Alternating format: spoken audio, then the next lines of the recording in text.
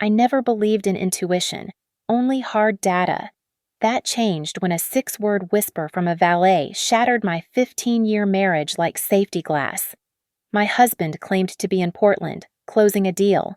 But he was here, in Denver, at the Gilded Spire.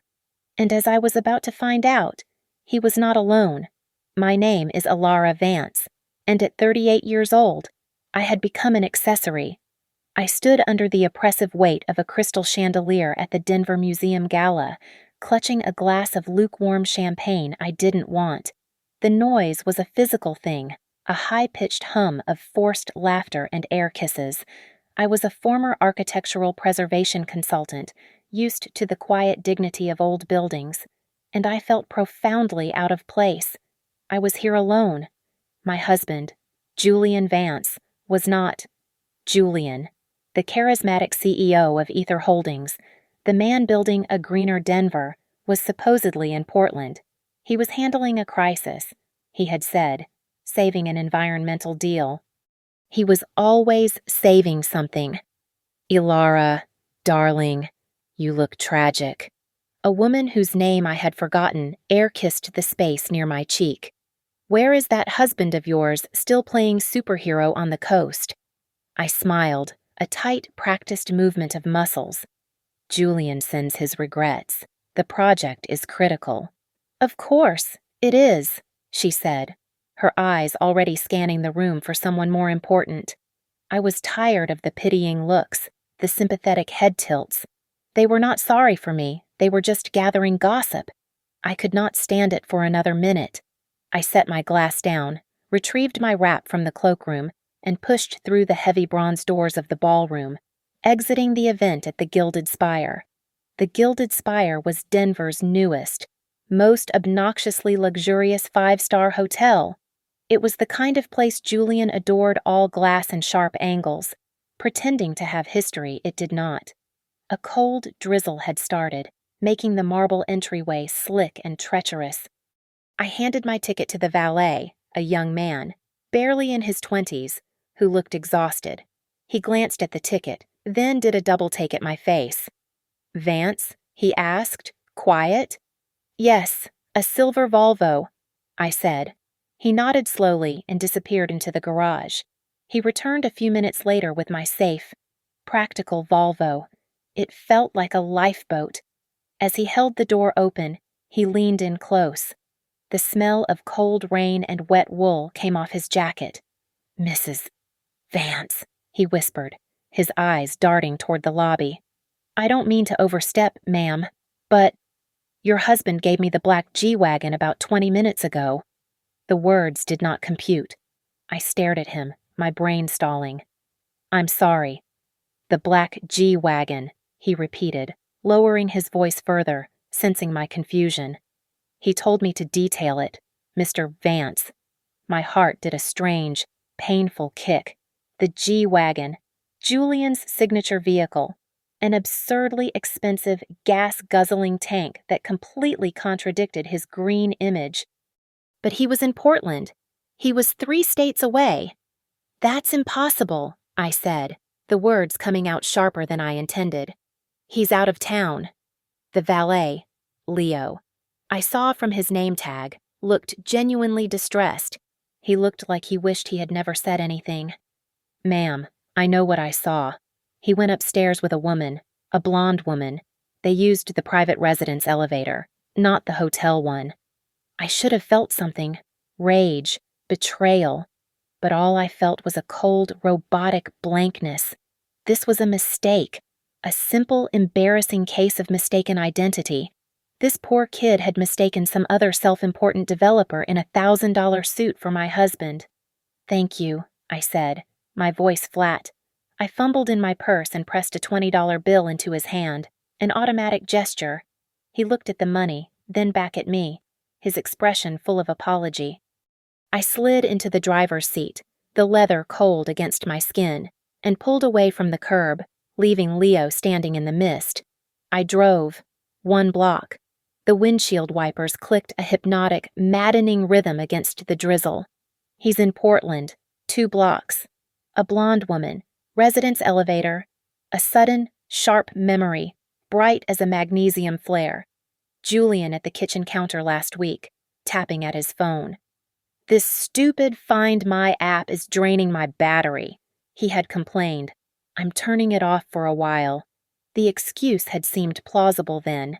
Now, it felt like a locked door. My hands tightened on the wheel. The anger arrived, hot and sudden, burning away the fog of denial. This was not a mistake. It was a lie. I slammed my foot on the brake, the Volvo skidding slightly on the wet pavement, and executed an abrupt, illegal U-turn. I drove back, parking in a dark, concealed spot across the street, angled perfectly toward the gleaming entrance of the gilded spire. I cut the engine, and I waited. My Volvo, once a symbol of practicality and safety, now felt like a steel coffin. I sat in the driver's seat, the engine off, and watched the cold seep in, clouding the windows with my breath. Every time the automatic doors of the gilded spire hissed open, my body tensed, my muscles aching with anticipation. This was not me. I was not a woman who spied on her husband. I was not a stalker. And yet, here I was, parked in a dark alley across the street, transforming into one. Time slowed down. Each minute stretched into an hour, marked only by the frantic beat of my own heart. I picked up my phone, the screen obnoxiously bright in the darkness. My fingers felt clumsy, numb. I called Julian. One ring, then the immediate, impersonal click of the voicemail system. "Hi, you've reached Julian Vance. Leave a message." I hung up without speaking. He would text me later. Some smooth, plausible lie. "Sorry I missed you. Was on the plane." Or, "Signal is terrible here." He would have an answer. He always had an answer. My phone was my only tool. I was an investigator with a single, flawed instrument. I opened our joint bank account. I scrolled through weeks of transactions, my eyes scanning for a charge from the Gilded Spire, a lavish dinner, an extravagant room service bill. There was nothing, not a single misplaced cent, just the usual mortgages, utility bills, and Julian's perfectly reasonable corporate card expenses from Portland. He was too careful. That was the thought that chilled me more than the cold. He was meticulous. This was not a sloppy, spontaneous mistake. This was planned. I switched to Instagram. Julian's feed was a curated masterpiece of his Portland trip. A shot of him, smiling in a hard hat, captioned, "Breaking ground for a greener future." A blurry photo of a team dinner. Then, I saw it. A post from this morning, an artful top-down shot of a coffee cup. "Fueling up for a long day of negotiations." The caption read, My focus narrowed. It was not the coffee, it was the plate beneath it. A distinctive hand-painted ceramic pattern of cobalt blue and gold leaf. My heart stopped. I knew that pattern. I had cataloged it. It was not from some anonymous hotel chain. It was from Café Monarch, a tiny, obscenely expensive brunch spot 2 blocks from where I was currently parked. Right here in Denver. He had not just arrived tonight. He had been here all week. The lie was enormous, suffocating. I closed my eyes, trying to breathe against the sudden pressure in my chest. He was not just lying about his location. He was lying about everything. My fingers moved again, this time with a cold, desperate purpose. I opened a search engine. Julian Vance, the Gilded Spire. Nothing. No press releases, no social events. Of course not. This was hidden. I changed tactics. I stopped thinking like a wife and started thinking like my husband. This was not just about sex. A man like Julian did not risk his entire empire for a simple affair. This was about business. This was about the one thing that had consumed him for the past 6 months, the River North Project. It was a massive, controversial redevelopment deal that would make Ether Holdings the most powerful firm in the city. But it was stalled. River North Project opposition, I typed. The results flooded in. Community groups, environmental activists, and one name that appeared again and again, Sienna Croft. I clicked on her name. A city councilwoman, young, barely 30, with a polished, ambitious smile and a cascade of perfect champagne blonde hair. I read 3 articles. She was the swing vote, the single voice holding up the entire project, citing community impact concerns. Her Instagram was a flurry of working for the people and photos of her shaking hands at local diners. I scrolled through her feed, and then I found it. Or rather, I found the absence of it. Her last post was from yesterday morning. It had been 24 hours. For a politician as media-savvy as Sienna, a full day of social media silence was unheard of. The pieces slammed together in my mind with brutal clarity. The blonde woman the valet saw. The deciding vote on the biggest project of Julian's life. The secret, private residence elevator. This hotel, the Gilded Spire, was infamous for its residences, multi-million-dollar apartments owned by shell companies, used by politicians and billionaires for meetings they did not want on any public record. This was not an affair. This was a transaction. He was buying her vote, and my mind, trained to see the structural flaws in old buildings, suddenly saw the rot at the foundation of my own life. This was not a betrayal. This was a conspiracy. I drove home in a state of cold, clear rage. The 20-minute drive was a blur of traffic lights that seemed to stay green just for me. I pulled into the silent garage of our house, the minimalist glass box Julian had insisted on building. A home I once defended as clean and honest now felt like a sterile prison, an architectural cage devoid of warmth or truth. I did not pause to take off my coat or shoes. The click of my heels on the polished concrete floor was the only sound. I went straight to Julian's home office, his sanctuary. It was always kept locked, but I had a key. He had given it to me years ago, calling me his moral compass. "You're the heart, Alara," he would say, tapping his own chest. "I'm just the head." I felt that heart finish turning to stone. It was time to use my head. I sat in his oversized black leather chair, the one he bought to look intimidating on video calls. I woke his desktop. The login screen glowed, mocking me. The password. It would be something arrogant, something sentimental and false. I typed, "Alara my North Star 19. My old college astronomy handle and the year he discovered me. The bitter irony of it made me want to be sick. The computer unlocked. I ignored his email. Email was for fools, easily subpoenaed. Julian was a man of infrastructure and security.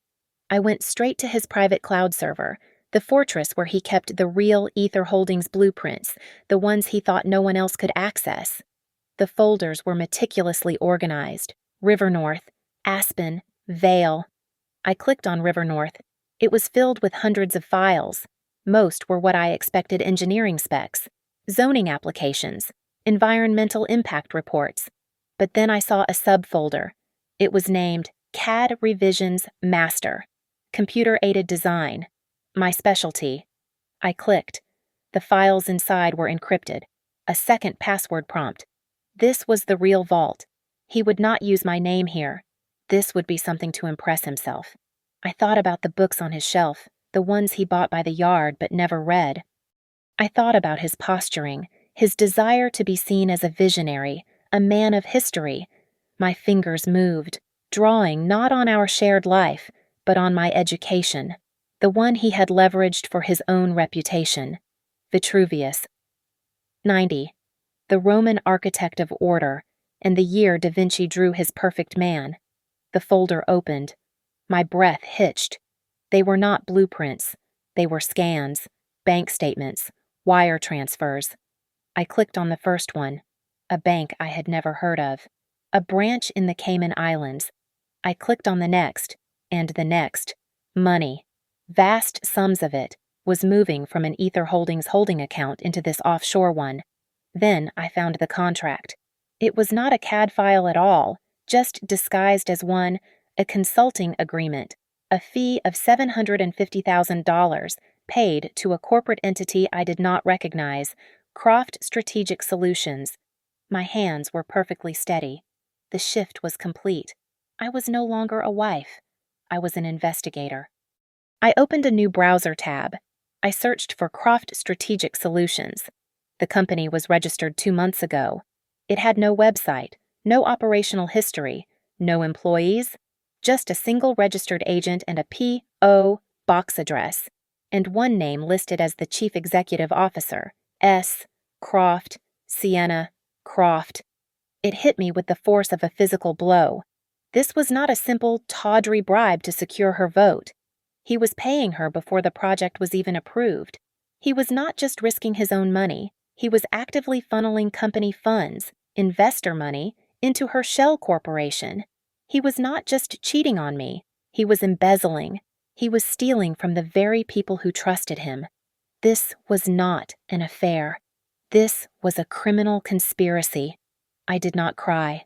Tears were a luxury, a release I could not afford. The woman who had left the gala hours ago was gone. In her place sat a preservationist.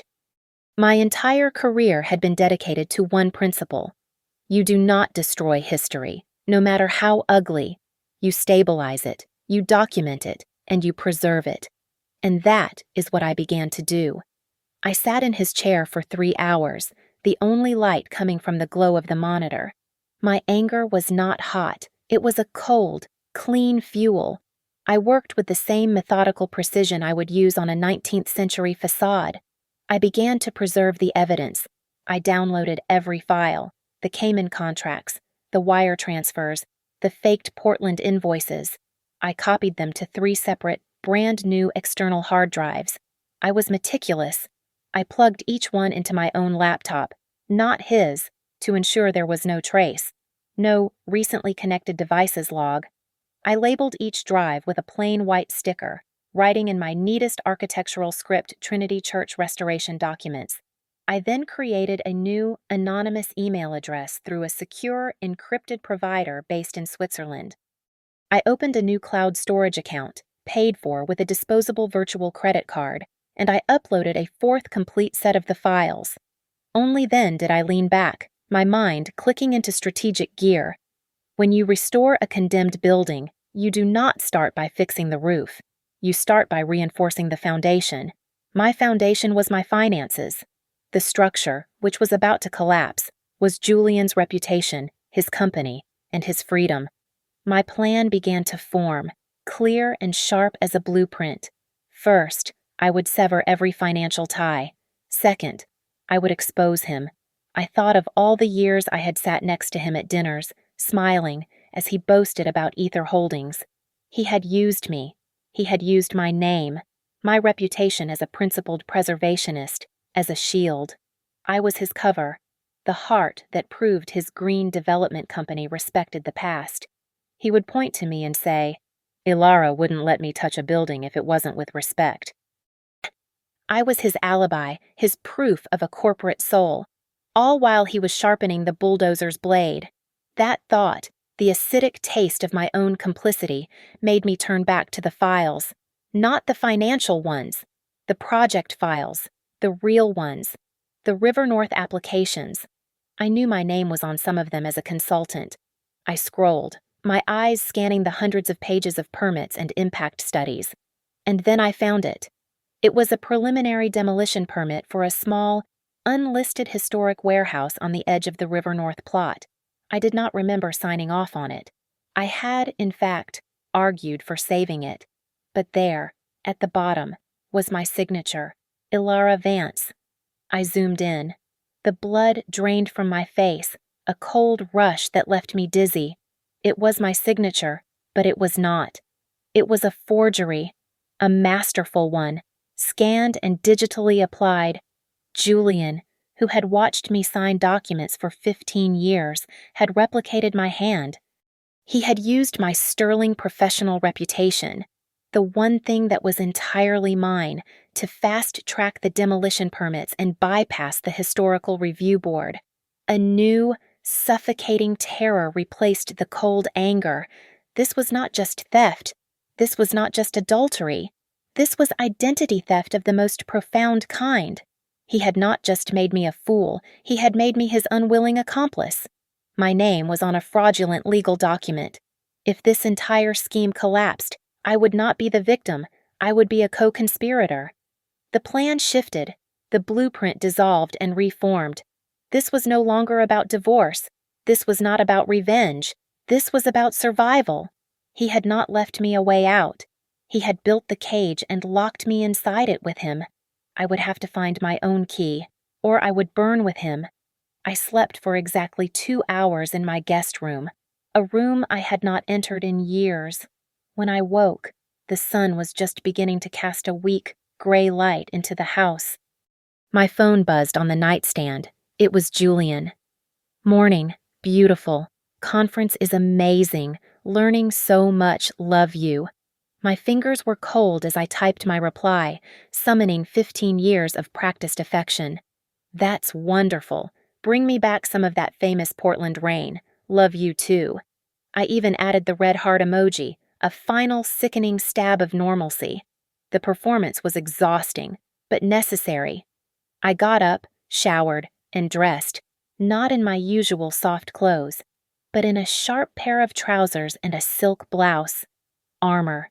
I made coffee and, at precisely 9 a.m., I made my first call. I did not call my friends. I did not call my mother. I called David Chenoweth, the most ruthless divorce attorney in Denver. David, it's Ilara Vance, I said when his assistant put me through. Ilara, he said, his voice smooth and expensive. To what do I owe the pleasure Julian finally buying that hockey team? I need a nuclear submarine. David, not a lawyer, I said, cutting him off. I am in a very bad situation, and I have evidence my husband is engaged in significant criminal fraud and embezzlement. He has forged my signature on legal documents, and I need to be extricated. But more importantly, I need you to file an emergency, ex parte motion to freeze every single asset he controls, joint and corporate, before he even knows I'm coming. I need it done today. There was a half-second of silence. The smooth charm was gone, replaced by the shark I was hiring. How significant a potentially company ending, I said, and he's planning to flee. I'll clear my day, David said. My office. 1 hour. Bring everything. My next call was harder. I needed an ally inside Ether Holdings. I needed Marcos Elias. Marcos was the executive vice president, a co-founder with Julian's father, and a man Julian had systematically pushed to the margins. Julian thought he was too conservative, too old school, too careful. I was counting on that caution. I met him at an old, quiet diner on the edge of town, the kind of place Julian would never be seen in. Marcos looked surprised to see me, his kind, lined face full of concern. Ilara, is everything all right? You look pale. I slid into the vinyl booth. Marcos, I'm going to be very direct. Julian is not in Portland. He is here in Denver, and he is robbing you. His face tightened. Ilara, that's a very serious accusation. I am a serious woman, I said. I slid my tablet across the table, open to the encrypted cloud folder. He has a private Cayman account, Marcos. He has been diverting millions in investor funds into it for months, disguised as consulting fees to a shell corporation. I watched him scroll. I saw the moment his professional skepticism shattered and was replaced by a deep, personal wound. His face went ashen.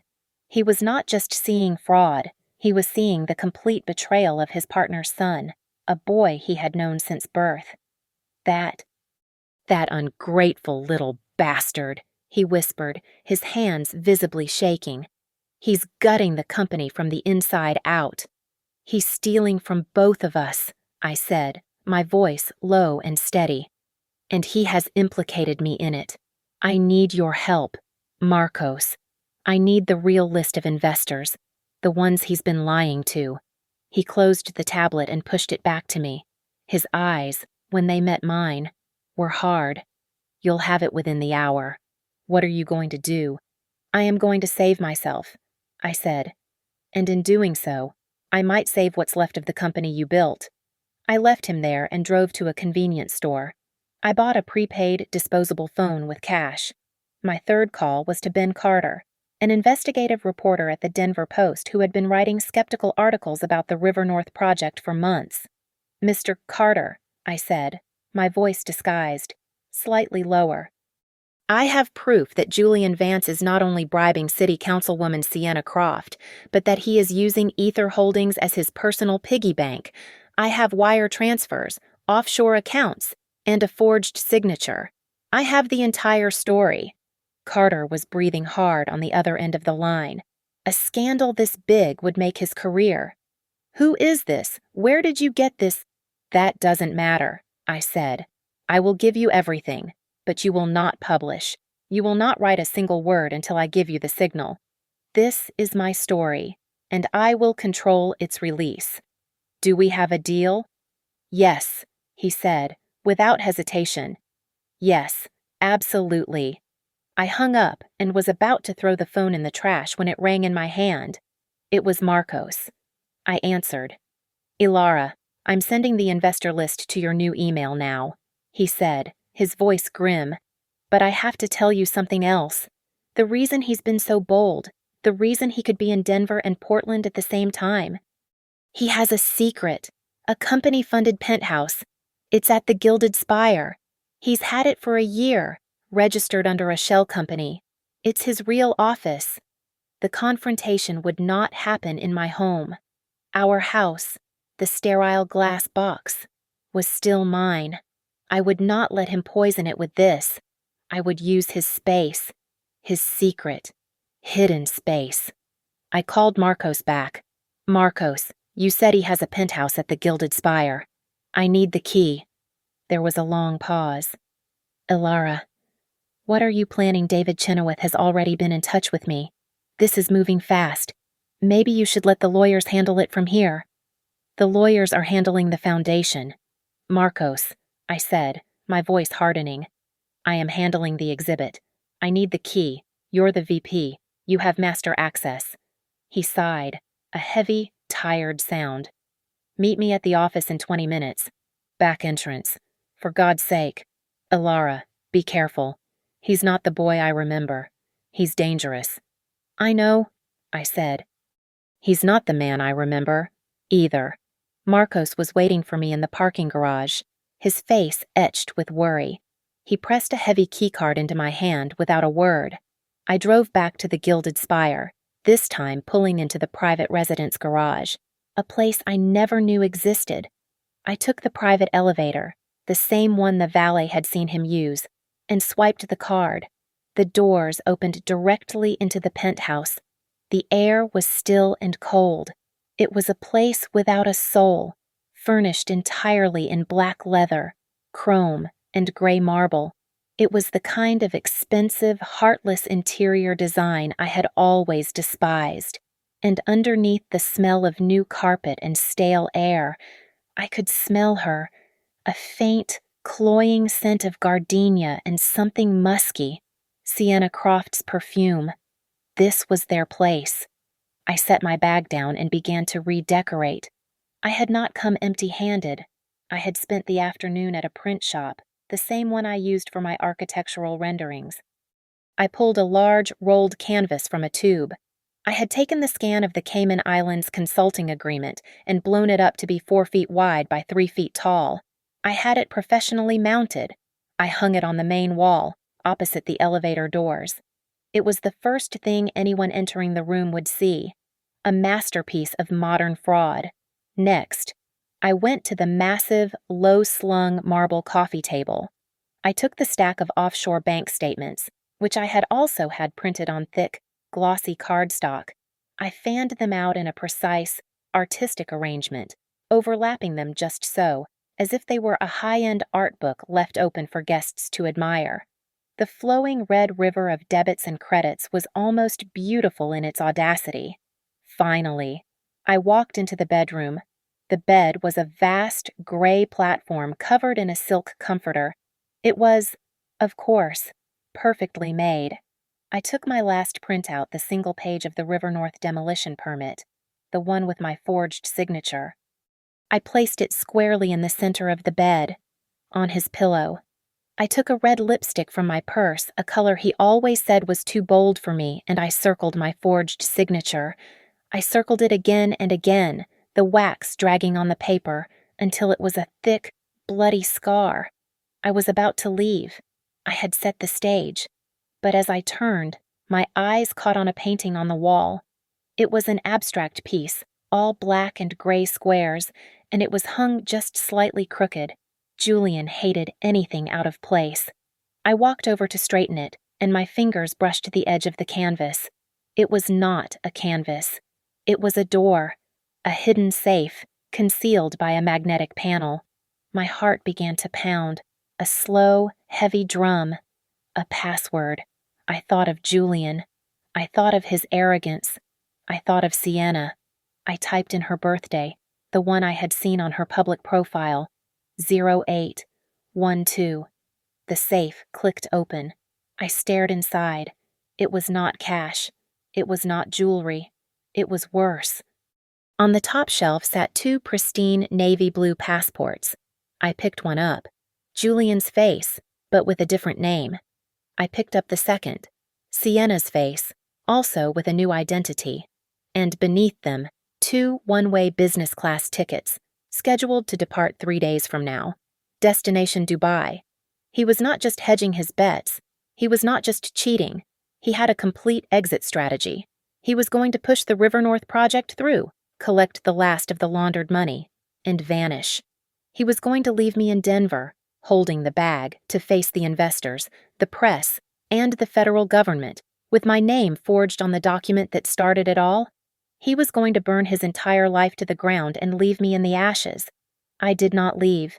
I walked to his bar, a ridiculous setup of backlit onyx, and poured a glass of his 25-year-old single malt scotch. The smell was overpowering, all peat and smoke. I took a sip and let it burn. I sat on one of his stiff leather sofas, the one facing the wall I had turned into a monument to his crimes. I was perfectly calm. The anger had burned down to a cold, hard ember. I was no longer a victim. I was a curator, waiting for the guest of honor to arrive at his own exhibition. I picked up my phone and dialed his number. He answered on the second ring, his voice a mask of weary professionalism. "Hey, baby. Everything okay? I'm just wrapping things up here." I smiled at the wall. I summoned the voice of the woman I used to be, the sweet, supportive, slightly naive wife. "I miss you so much," I cooed. "I just needed to hear your voice." I could almost hear his self-satisfied smile. "I miss you too, Ilara. More than you know. I'll be home soon." "Oh, good. I'm actually at the Gilded Spire right now," I said, my voice light and airy. "Having a late afternoon tea with some of the museum board ladies." "When does your flight get in? Are you still coming in tonight?" The lie was the bait. I needed to rattle his cage, to make him check his safe space. He lied back, so smoothly, so practiced it made my skin crawl. "Damn, my flight just got delayed. Looks like a mechanical issue. I'm stuck here. I probably won't get in until tomorrow morning. Baby, you just have fun without me." "Oh, that's too bad," I said. I let a small, playful pause hang in the air. "That's so funny. I could have sworn I just saw someone who looked exactly like you walking through the lobby toward the residence elevator." A dead, cold silence. Not a second long, but it felt like an hour. I had hit the nerve. I heard the sharp intake of his breath. "Don't be silly, Ilara," he snapped, his voice losing all its warmth, replaced by a sudden, sharp irritation. "You're just tired. Look, I'm at the Portland airport. My gate is boarding. I have to go." He hung up before I could say another word. I set the phone down. He was hooked. The panic was setting in.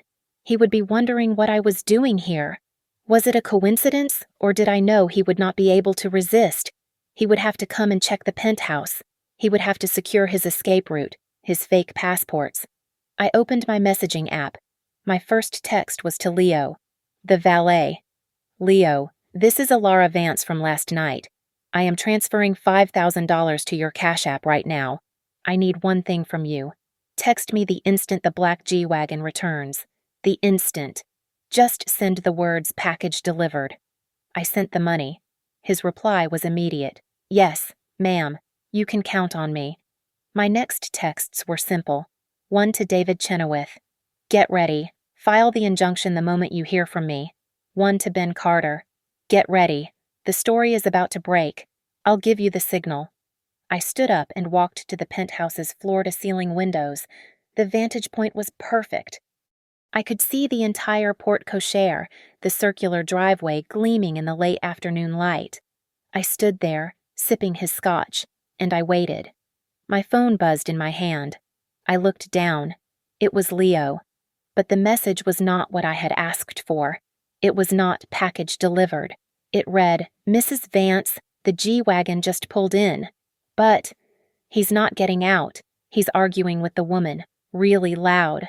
My gaze snapped back to the driveway below, and then I saw I did not even have to look for it. The vehicle was unmistakable. The black G-Wagon, a monolithic rectangle of polished obsidian, cut through the normal flow of sedans and town cars, stopping with a jerk that spoke of pure agitation. It was parked directly under the brightest lights of the hotel's grand entrance, a stage set for a drama I had not fully anticipated. The driver's door flew open. Julian emerged. This was not the man from the Instagram photos. This was not the charming CEO. His suit jacket was gone. His white shirt was untucked and wrinkled, and his tie was yanked loose at his throat. His face, even from this distance, was a mask of pure, uncontrolled fury. He looked like a man who had been cornered, a man who had lost control of his own narrative. He did not wait for the valet. He stalked around the front of the truck, his movements jerky and aggressive.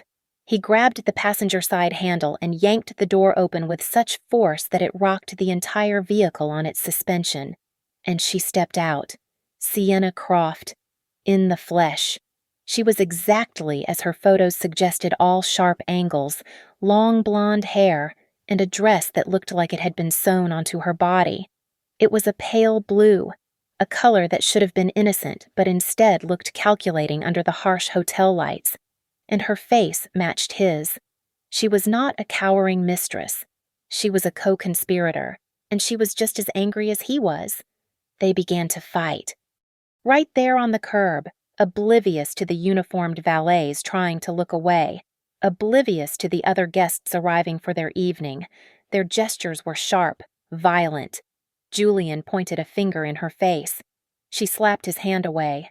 They were a raw, exposed nerve. I was too high up to hear their words, but I did not need to. I had spent 15 years reading my husband's moods, his expressions, his body language, and my focus, sharp as a lens, settled on Sienna's face as she turned directly toward the light, her mouth forming clear, angry words. Her expression was one of utter contempt. "You told me," she spat, her lips forming the shapes with perfect, venomous clarity. "You told me you handled her. Handled her. That was me. I was not a person. I was a problem to be handled." Julian grabbed her by the arm. He looked toward Leo, who was approaching cautiously. Julian dug in his pocket, pulled out the keys, and did not hand them to him. He threw them. A short, violent toss that Leo barely caught. "Don't scratch it," Julian growled, a command I could see rather than hear. My blood ran cold. The twist in my stomach was not just from the argument. It was from the realization. He was not coming up alone to check on his safe. He was bringing her with him. He was not going home to confront me. He was not going back to his fabricated Portland trip. He was bringing his partner in crime to their inner sanctum. Why the passports? The money? My phone call had spooked him, and he was initiating the escape plan. I backed away from the window, my hand flying to my chest. My heart felt like it was trying to hammer its way out. The scotch glass trembled in my other hand. This changed everything. My plan was to confront him, to watch him fall apart when he saw his meticulously constructed world exposed. I was prepared for one broken man. I was not prepared for two angry, cornered, and dangerous criminals. I was not prepared for her. And as I stood in the center of the cold, marble room, frozen by this new, terrible reality, I heard it, the sound I had been dreading, the faint, mechanical hum from the private elevator shaft built into the penthouse wall, the soft, metallic click of the car being summoned, the whir of the machinery as it began its ascent. There was no other exit. There was no time to hide. I was trapped in his vault, 30 stories up, with the two people whose lives I was about to destroy. The elevator was coming. I did not move. I stood in the center of the room, a silent statue in the eye of the storm. The scotch in my hand was a cold anchor. The elevator doors hissed open. They stumbled in, a tangle of limbs and accusations, so consumed by their own argument they did not see me. "You can't just pull the plug. Julian." Sienna's voice was sharp, a shard of glass. "My entire political career is tied to this. You can't just—" She stopped. Her words died in her throat. She had seen me. Her perfectly made-up face froze, her mouth still open. Julian, a step behind her, was looking at his phone. "What the hell is your problem? I told you. I'll handle—" He looked up, following her gaze. He saw me. The color did not just drain from his face. It vanished, as if a vacuum had sucked it all away, leaving a waxy, gray sheen of pure terror. He looked from me to the wall, and his gaze locked onto the 4-foot-tall, framed copy of the Cayman contract. "Ilara," he breathed. His mouth opened and closed, but no sound came out. "Ilara, what? What are you doing here?" I raised my glass in a mock toast. "Redecorating," I said. My voice was chillingly calm. "You know, I always hated this cold, minimalist style. I thought it needed a few personal touches, something with a little more substance." His eyes darted from the contract on the wall to the coffee table, to the neat, overlapping fan of offshore bank statements. "No." The word was a strangled gasp. He lunged. It was not a move toward me. It was a clumsy, desperate dive for the table. He swept his arm across the marble, scattering the heavy, glossy prints across the floor. He dropped to his knees, his hands scrambling to gather the evidence, like a man trying to stop a fatal bleed with his bare hands. Sienna just watched him. She did not move to help. Her shock was receding, replaced by a cold, reptilian calculation. Then she looked at me, and she laughed. It was not a sound of humor. It was a sharp, ugly, assessing sound. "Well, good," she said, smoothing the front of her blue dress. "The cat's out of the bag. Wonderful. Julian, get up. Stop groveling. You're pathetic." He looked up at her, his face a ruin of confusion and fear. "Julian," she commanded, "tell her. Tell me what—" I asked, my voice flat. "Tell her the rest of the deal," Sienna said, a vicious, satisfied smile twisting her lips. She took a step toward me. "Tell her that if she thinks she's going to walk out of here and play the righteous, betrayed wife, she's tragically mistaken." She looked me up and down. "Tell her that if she does anything to you, she goes to prison right alongside you." My blood went cold. This was not part of the plan. "You think you're so clever, don't you?" Sienna sneered. "The little wife, digging up his secrets. But you forgot about your own part in this. That River North demolition permit. The first one. The one that got this whole thing started." She took another step, closing the distance between us. "Your signature is on it. Ilara, you're an accomplice. Honey, you are just as guilty as he is. You try to take him down. You only take yourself down. You're tied to this, whether you like it or not." I looked at Julian. He was climbing slowly to his feet, his panic visibly receding, replaced by the cold, familiar calculation I knew so well. He was watching me, seeing the trap snap shut. He straightened his tie. The CEO was back. "She's right, Ilara," he said, his voice low, reasonable, the one he used to close impossible deals. "You've been in on this from the very start. Your name is on the paperwork. The first piece. You're implicated. So be smart about this. We can make a deal. We can all walk away from this. We just have to be smart." They stood side by side now, a united front of deceit. They had dangled me over the abyss and were now offering to pull me back, but only if I grabbed their bloody hands. They had cornered me. They truly thought they had won. They stood there, radiating smug, desperate relief. They thought they had me. Julian was already calculating the settlement. Sienna was already planning her next political move. And in the face of their unified, triumphant front, I did something they did not expect. I smiled. It was not a large smile. It was a small, precise, genuine smile, and it stopped them cold. Julian's rehearsed composure faltered. Sienna's eyes narrowed, the calculation in them turning to confusion. "That really is a good plan," I acknowledged.